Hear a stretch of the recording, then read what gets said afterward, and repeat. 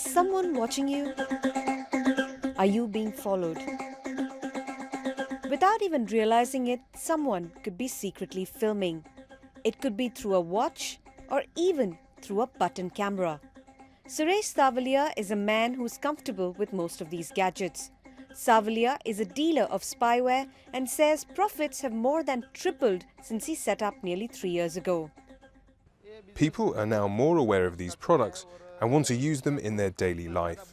Also, many of these gadgets can be bought with a few $100s, making them more affordable. It's a good business to be in. While technology has made spying a lot easier, the profession of sleuthing is still a hard one in India. With no official licenses, private detectives like these have a tough time. Sitting around a table mapping out strategy, agents of Probai Investigation Services say, while the police don't take them seriously at the moment, a growing number of people are going to them for help.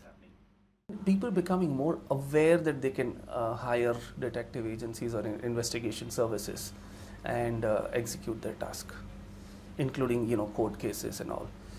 Infidelity being one of the biggest one, when it comes to personal, that's being the biggest one.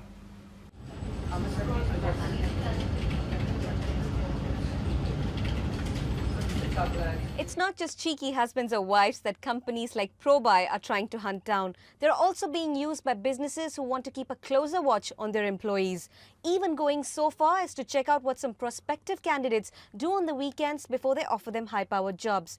However, as companies become more protective about themselves or their data, it could possibly lead to clashes with the government or the authorities.